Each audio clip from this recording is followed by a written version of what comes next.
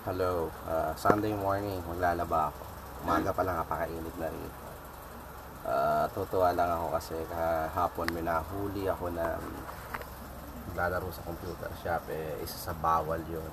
So anyway, napagalitan ko at saka ako pinauwi. Sabi ko maglinis ka ng bahay. Then, ito yung kanyang munting vengeance, ganti. Kumanti sa akin ang walang iya. Usually kasi pagkagaling school, binababa ko yung bag ko, yung mga marungis ko. Anyway, kung ano ako dati, ganun pa rin ngayon.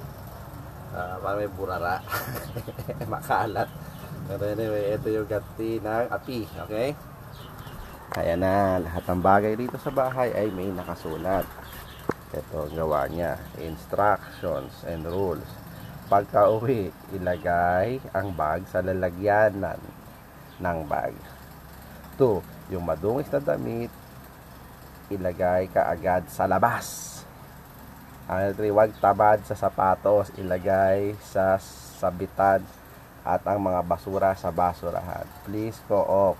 TY. Ay, ganun po dadalawa kami rito. Ay, ito sabitan ng sapatos namin. Siya gumawa niyan. Yan. Siya gumawa niya. Huwag daw tamad. Siya yung tamad. Ako yung burara. Tapos, ang nakakatuwa niyan, ito tao, ha? Ayan, mga bag. Ay, mga bag daw dito ilalagay. Diyan ilalagay ang mga bag, okay? Tapos, ito, alam niya, bag to ng dokumento. Bag ng mga dokumento, ha? Alright. Ayan.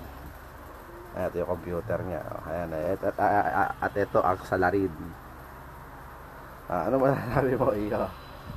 Ha? Wala, yun lang kanya nasabi.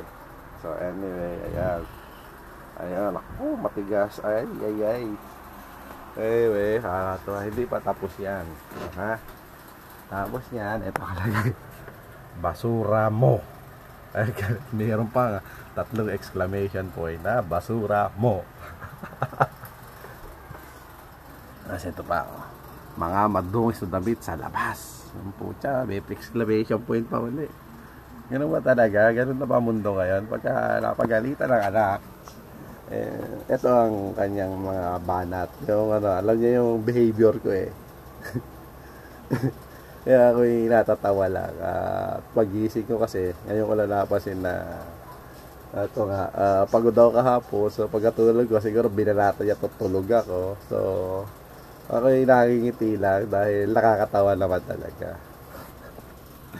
Anyway, ayan, si Boy Tigas. Ayan laki-laking bata. Sira ulo.